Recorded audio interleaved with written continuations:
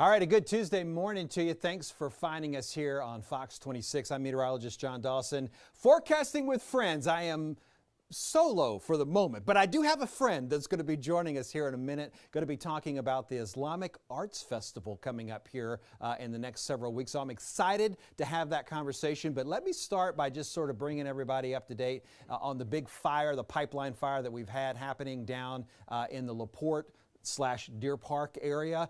That continues to improve as far as the conditions go. And even since our newscast has been on this morning, we've seen that flame lower in the size of it. So that's going to be the good news to report. This is still a very hot situation and dangerous situation that takes time for the ground to cool down all around that. And even at this point, the owner of that pipeline can't give a specific time as far as when that fire will finally run itself out. So we're just going to have to hopefully see that happen sometime today. And then I've been told that CenterPoint Energy has their crews on standby, ready to move in once the ground is cool enough that they can even move in. And that'll help quickly, of course, in getting that power back on as far as those folks who are without power. And then, of course, the immediate area there's still a lot of attention that needs to be made with those homes that were in that subdivision that were so close. So again, conditions improving, but much slower than what we're looking for. As far as the weather is concerned, it's going to be quiet here across southeast Texas. The one thing that is of note, astronomically speaking, is the fact that we've got fall coming up at the end of the week. But before then, tonight, as a matter of fact, we're going to have a fun opportunity to see a partial eclipse here across the Houston area. And I think our cloud cover is going to agree with that. Meteorologist Allison Gargaro is going to be able to tell us about what we should expect this evening. For all you moon lovers out there, we have a pretty special Tuesday night for you. So yes, there's going to be a full moon, but it's not just that, it gets better. Tuesday night's full moon is also a harvest moon, meaning that it's the full moon that's closest to the autumnal equinox. So hey, fall is just around the corner. It's also going to be a super moon. So the moon is going to appear a bit bigger and a bit brighter. But there's going to be a bit of a reddish tint to it. The reason being is that also Tuesday night, it is a partial lunar eclipse. So the peak of that for us here in southeast Texas is going to be at 9:44 p.m. And don't worry, I'll have the forecast for you if you are planning on stepping outside and watching it. What it's going to look like on the moon is that the top 8% of the moon is going to be in Earth's shadow. So let's break it down for you. What is a lunar eclipse? So actually, Earth is going to be between the sun and the moon, and it's going to cast a shadow. So if it was a full lunar eclipse, then we'd be seeing that reddish tint across the entire moon. But it's going to be a partial one, meaning that Earth's hard shadow is covering just a fraction of the moon. And it's going to appear a bit red, but definitely not quite as red as it would appear if we were in a total lunar eclipse. So I mentioned the top 8% of the moon. That's still going to be looking very, very cool. So if you do have a really nice camera or you know how to get the shot, you know what I'm talking about. When I try to take a picture of the moon on my iPhone, it looks blurry and it's just kind of off into the distance. But there's so many awesome photographers out there. So hopefully you can get this shot and share it with us. And you're probably wondering, okay, well, what does the forecast look like? Am I going to be able to see it? It does look like mostly clear skies. Could be seen maybe a few clouds, but when we talk about partly cloudy, it's meaning only some folks are going to be seeing the clouds. So hopefully it'll be nice and clear overhead so that you can share your photos with us. And make sure Tuesday night that you do so and enjoy. We'll see you guys next time. All right, kind of sticking with our space theme that we have so far this morning. Last year was the 50th anniversary of Skylab, that very first space station that we've had. Space Center Houston has revealed contents from Skylab that have been sealed for decades. Fox 26's Darlene Janik Ferris shows you the story you'll see only on Fox. The Skylab lifting off the pad now, moving up. So here we are inside of the Skylab trainer. Skylab was America's first space station, back in 1973. So what you're looking at here are a lot of lockers and cabinets. We had an idea that there was probably more things in here. We brought in ladders and we just started climbing around on the inside and opening up lockers and different cabinets, and was amazed at what we found. So for over 32 years now, millions of guests have walked through Skylab and were completely unaware that there were so many other artifacts in here. It was incredible. It was like opening a time capsule. So we found a lot of really cool medical equipment. One of my favorites is this minor surgery kit in a can. This one here is ampicillin. We found this cassette tape inside of a little aluminum case, and it was labeled Kerwin. And one of the first astronauts to go to the Skylab was Dr. Kerwin, the first physician in space. We found these aluminum cans that have smaller cans on the inside. This one has sliced dried beef and dried apricots and a biscuit. Here's this cool can of probably 53-year-old beef hash that we discovered. What's really exciting about this is these aren't props. These are real items, real artifacts. These were used by the astronauts. A couple of days ago, we had an event, Space Center Houston co-hosted with UTMB. And the guest of honor was Dr. Kerwin, who was the first physician in space. As part of that event, we opened up one of the lockers inside for a reveal to see what else that we would find. This is a med kit. It's got prednisone. It's got all kinds of good medications. We want these artifacts to be around for generations, as long as possible, to tell the story of space exploration, to tell the story of Johnson Space Center. So now we have hundreds of artifacts and hundreds of stories to tell. And we're trying to learn as much as we can about each of these artifacts that we just discovered so that we can start sharing that with the general public. That's the real stuff. That's beautiful. All right, as always, that was a fantastic story from Darlene Janik Ferris. She's one of our top-notch photographers and storytellers, or photojournalists here on staff at Fox 26. Darlene, good job again on another story that really you go out there and you find those people to talk to and let them tell the story. It's a great job there. All right, let's talk about the folks who are in space right now. You remember the Boeing Starliner astronauts who got stuck up there? Butch Wilmore and Sonny Williams discussed their mission for the first time since they learned that they were not going to be coming back when they were supposed to, and spending another 5 months on board the International Space Station. The pair launched in June for what was supposed to be just an 8-day mission, but helium leaks and intermittent thruster problems led to worries that the Starliner was going to maybe malfunction on its journey back to Earth. And so last week, they've decided to go ahead and wait, and NASA made the decision to go ahead and bring the ship home without the crew. That's just the way it goes sometimes, because we are pushing the edges of the envelope in everything that we do, and it is not easy. There are so many people on Earth that are sending us messages, and it makes you feel just right at home with everybody when we're able to have those conversations with our friends and family at home.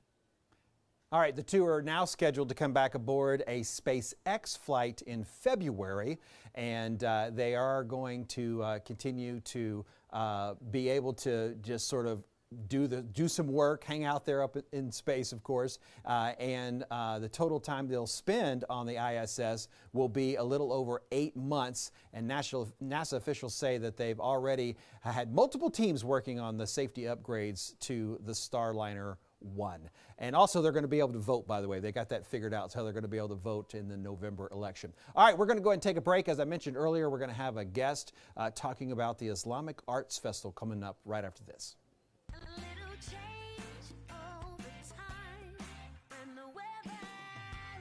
Fox 26 is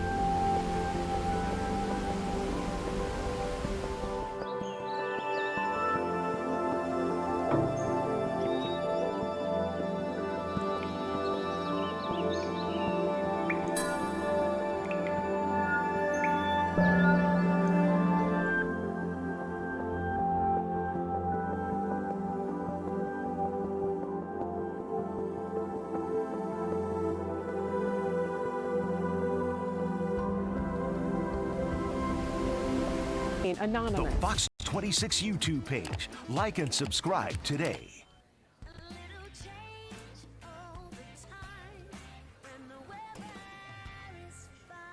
I told you I had some friends that were here, and I'm excited to have Zakia Leilani with the Islamic Art Society. Yes, Did I sir. get all that right? Good. And this is one of those interviews that I've really been looking forward to. We've been trying to sort of schedule this for a week or so, and excited you're here. You have a huge event coming up that we're going to get to talk about. And I'm excited for several different reasons. One of them is because this is sort of the beginning of the festival season here in Houston. So we're going to have a lot of festivals that we're talking about, but we get to start with yours first. But before we talk about the specifics of your festival, let's talk about the society itself, the Islamic Art Society, and kind of what you guys have been doing. I understand you've been around for about 11 years. Yes, sir. Thank you so much, first of all. Good morning, H-Town. We are here very excited. Thank you for this opportunity.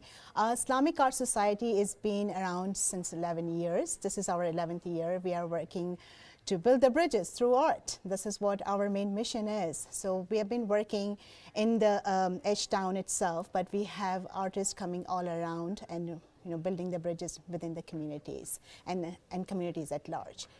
Okay, good. Let's sort of just switch and talk specifically about your event coming up, because there's some new things. If someone is already familiar with your festival, there's going to be some new things about your festival this year, and it starts with the location, right? Exactly.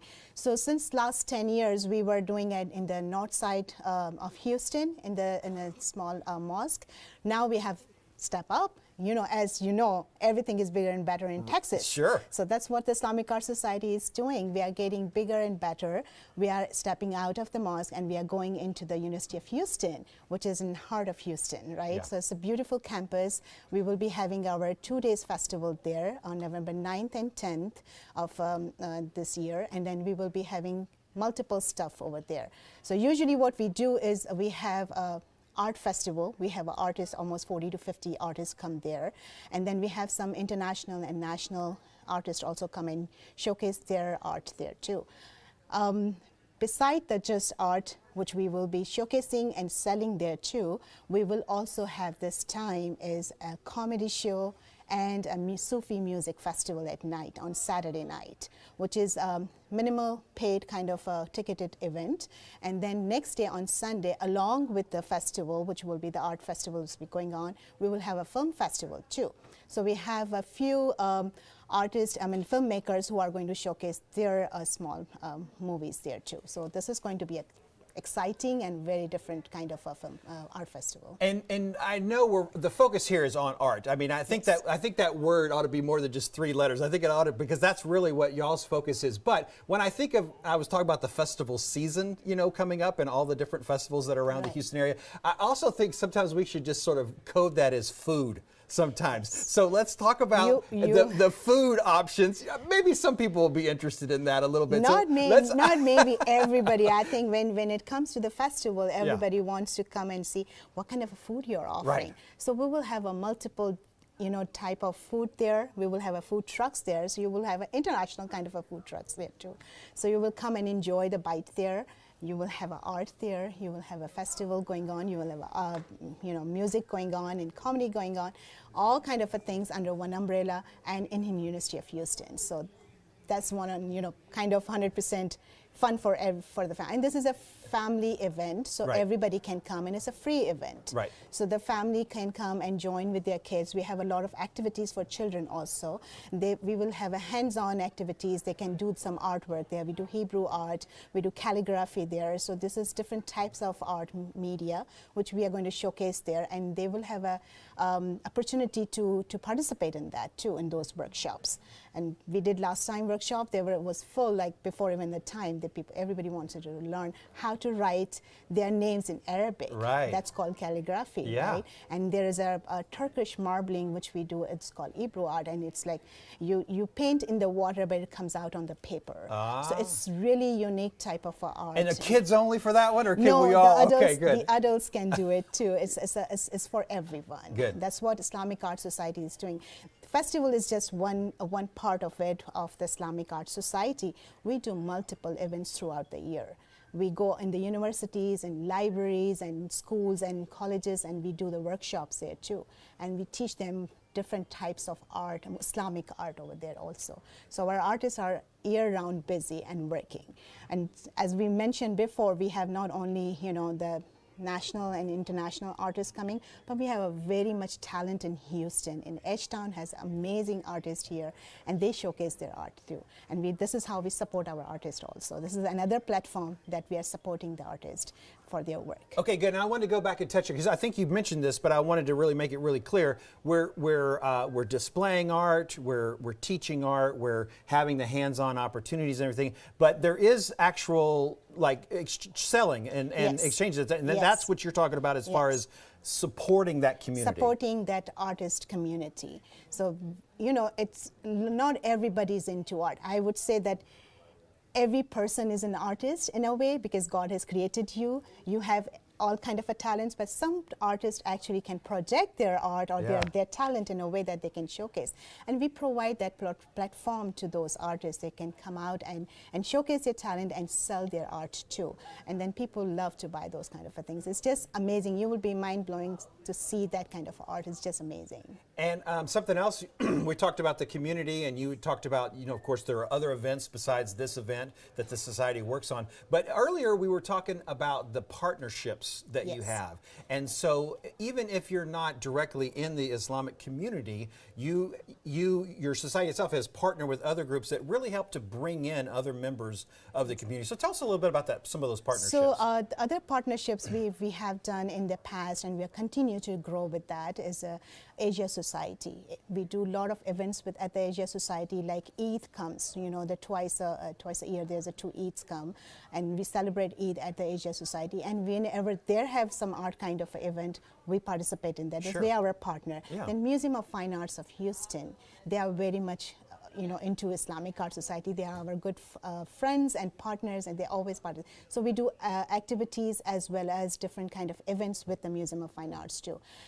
Last few times we have a children's museum come, and they come and do the activities with the children too. So it's even they have an event, like for example, we had a New Year event at the Children's Museum. So our booth was there too, and we were teaching people how to write, you know, your name in Arabic, or the marbling and all this kind of a thing. So we work together. So these are our partners. We can work with them, and this is the only way, you know, the main purpose of the Islamic Art Society is to build the bridges. Sure. And this is the way we partner with other organizations and bring up this art component, and Islamic art component especially, to showcase the world, the positive face of Islam. And let's talk about, again, the actual festival itself coming up. It's going to be during a weekend, a Saturday and a Sunday in November. Yes. And you said, let me make sure, the Saturday night is the comedy, is that right? Yes. So and that's new for this year. This is a new for us. This time we are doing a comedy, as well as at nighttime we are doing a Sufi music concert. It's a concert, that's right. Yes, it's an ensemble which is from Spain. The artists are combined from England, Spain, and Venezuela. They are combined together. It's called Farsad Ensemble. They are actually coming up and presenting their work here. So this is going to be amazing. And in the earlier that hour, we will have a comedy too. So it will be all related. Yeah. And see how, you know, it's unroll everything, and it will be amazing. Okay, and again, it's open to the entire, free, open It's to a the free community. event, And yes. the film festival is on Sunday. And if we just want to tell people how to find information, I'm sure there's a website, right? Yeah, website, islamicartsociety.org. Visit us there, learn about us, what we do in the community, learn about this festival. Festival has its own page. You can go on Islamic Art Society Festival page, check it out. You will see all kind of information on that. Learn about us as a board members, what we do in our community, and how we are building the bridges. So, again, thanks so much for coming in and being a part of our program today. And we're going to talk a little bit about something else that's, you know, Houston related. We had a hurricane that came through with Beryl, and it's been more than 2 months, you know, since that really just slammed into the Houston area. And some homeowners are still dealing with fighting their insurance companies and finding ways to pay their claims on their repairs. And there was one senior that says mold has been growing in her home and she can't seem to get it fixed. Consumer reporter Heather Sullivan, though, looked into this case. Lord have mercy. 76-year-old Frances Williams says Hurricane Beryl gave her home a beating. I had someone to put this plastic up here to keep it from raining here. She showed us insulation coming out of the ceiling, bubbles in the walls, and mildew growing in her closet. But about 2 months since filing her claim with Wellington Insurance, she says it hasn't been paid yet. More recently, she says she just returned home from the hospital. They said I had pneumonia, but it was from a bacteria in my lungs.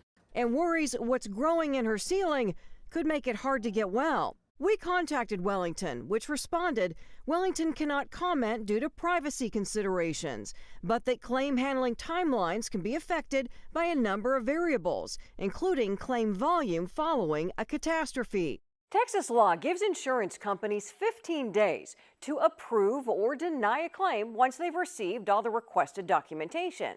But the Department of Insurance gave them an extra 15 days due to the high volume of claims from Hurricane Beryl, and they can request more time. We asked attorney Eric Dick what homeowners can do if they feel their insurance claim has been improperly delayed or rejected. You absolutely should get an attorney, and I'd get it early on for a lot of reasons. He says take a lot of photos of the damage and don't throw anything away. You don't want to throw away your contents that was damaged. That's a horrible idea. You want to put it in a bag, put it in the garage, save it. And since getting FEMA aid can hinge on what insurance doesn't cover, homeowners can apply for FEMA's SBA loans. They get the SBA loan, they do a lot of repairs, and then they get a lot of it repaid for at the end when the claim gets paid.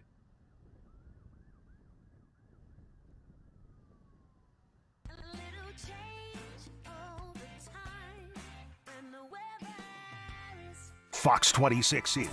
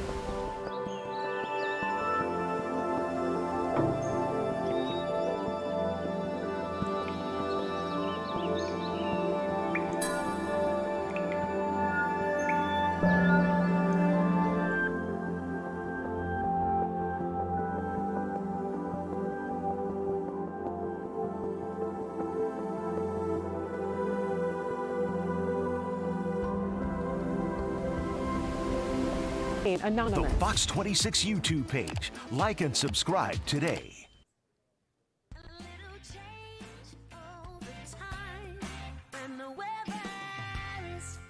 All right, welcome back to Forecasting with Friends. I'm meteorologist John Dawson, and we're kind of in that time of year when we're ready for some cooler weather, but it's not here yet. I'm not going to be able to bring that to you at this point. It's that late summer heat that we're going to be dealing with. It is a quiet pattern though, so we're not looking for overly stormy weather, which is the good news. I do just want to remind you that this active hurricane season is expected to continue to ramp up a little bit more as we get to the second half of the season. So we're not going to write this one off right away. We're going to stay connected. We're going to stay prepared. Even though we've had a landfall already, it doesn't mean we couldn't see something else. And then this is more of the fun thing to talk about, is that partial lunar eclipse that's going to be happening.